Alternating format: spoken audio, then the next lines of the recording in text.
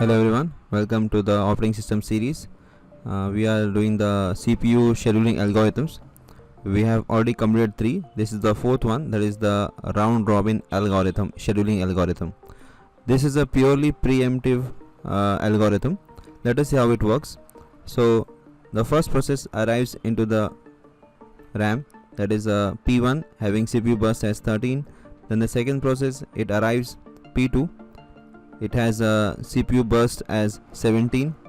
So all the process arrive in the queue. We have P3 CPU burst is 10, then we have P4 CPU burst is 11. Now in this case, this process they are executed one by one. They are maintained, we can say there is a FIFO queue. So first P1 will go for execution, P2 will go for execution, P3 and then P4.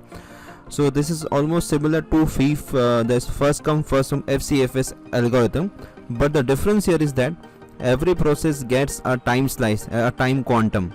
So suppose in this case, if we assume that the time quantum is of suppose 5 milliseconds, so what will happen? Process P1 will go for execution, okay, and it will execute for 5 milliseconds and come back again. So as we saw, it was 13 milliseconds previously. Now 8 is left, 5 is executed. After this, P2 will go for execution. Its CPU burst was 17. It will execute for 5 milliseconds and it is preempted. So now 12 is left. Then P3 will go for execution. Its CPU burst was 10. So it is executed 5 milliseconds and 5 is left. Then P4 will go for execution. It was 11 CPU, it was 11 milliseconds. Now minus 5 6. Then again P1 will go. So this is done one after the other. Every process gets a time of 5 milliseconds. Now 3 is left. P2 12 was there. Now minus 5, it will go, it will execute 5 milliseconds. And now 7 is left. P3 5 is left and it executes because only 5 was left. Now P4 goes for execution, okay, and it is left for 1 millisecond. Now P1 goes for execution. It gets a time for 5 milliseconds, but because it is already 3 milliseconds, so it is completed. Now P2 will go for execution. 7 is left. It goes for execution. Now 2 will be left. Now P4 goes for execution. Only 1 millisecond is left, so it goes, okay, and similarly P2 also gets executed. So this is how the round robin algorithm works. Now let us see a numerical example. So here we have the round robin algorithm. So in this algorithm, every process gets a time quantum, that is a time slice for execution. If it does not complete in the given time, it is preempted, taken out, and other process goes for execution. This is how this round robin algorithm works. Now let us see one numerical example. So here we have consider the following set of, so we have this set of processes, okay, and we need to find the average waiting time and average turnaround time, and time quantum is given as 5 milliseconds. Okay. So we have 4 processes in this case: P1 with CPU burst as 11, P2 with 10, P3 with 17, P4 with 13. So when we start the process, when the start the system, P1 will go first. So as we can see in the Gantt chart, so process P1, it gets a time slice of 5 milliseconds. So after execution, it is preempted. So this up to 5, it will just execute up to 5. Now 11 minus 5, so 6 is left. I will just write 6 here. Okay. Then after this, process P2 goes for execution. It also executes for 5 milliseconds, and out of 10, 5 is executed, so 5 is left. Okay. Then P3 goes for execution. It also gets a time slice of 5 milliseconds. So here we have 15, and 17 minus 5 is 12. Okay. Then P4 goes for execution. It also gets a time slice of 5 milliseconds. So here we have 20, and 13 minus 5 is 8. So we get 8 here. Okay. Then again P1 comes again. Okay. 6 is left. It gets a time quantum or time slice for 5 milliseconds. So after execution, 1 remains. Okay. And after this, P2 goes for so this is what we get. Okay. Now after P2 goes for execution, P2 executes for 5 and gets completed. So this is completed, nothing is left. So we are at 30 now. And after this, P3 goes again. It gets a time quantum of 5 milliseconds. So it executes for 5 milliseconds. We have now 7 left here, okay, and then after this P4 goes for execution, it gets a time quantum for 5 millisecond, so 8 minus 5 is 3, okay. Then after this P1 is left, so only 1 millisecond is left, it gets a time slice of 5 millisecond, but it gets completed in 1 millisecond. So from 40 to here we have 51, 40 and then 15, because it only runs for 1 millisecond and gets completed. So this is complete, so this also gets completed. Now after this P3 goes for execution, 7 is left, it gets a time quantum for 5 milliseconds, so 41 plus 5 is 46, and here this is left with 2.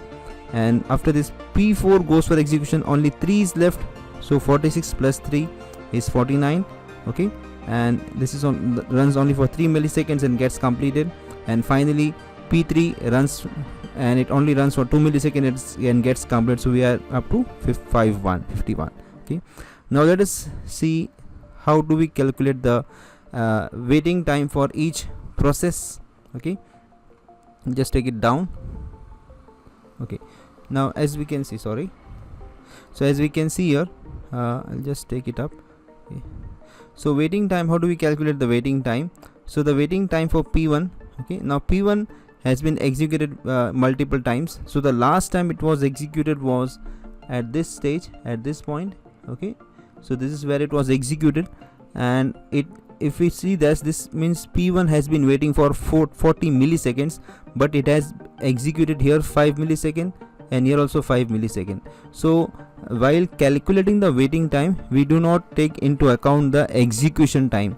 So total waiting time is actually 40, and this 5 and 5, 10 millisecond it executed, so 40 minus 10 is 30, so we get this is the 30 waiting time for P1. Now let us see for P2. P2 it gets completed at this point, so this is the point where P2 was executed last, okay. So it means this 25 should be the waiting time, because after this P2 is not executed, so P2 has been completed. So this is the point where it started, but it has also executed 5 millisecond here, so 25 was the total waiting time, but 5 millisecond it has executed, so 25 minus 5 is 20. Then P3, as we can see for P3 was last executed at this 49, so waiting time, total waiting time is actually 49, but because it executed 3 times, 5 millisecond here, okay, then 5 millisecond here and 5 millisecond here, so there is a total 15 milliseconds.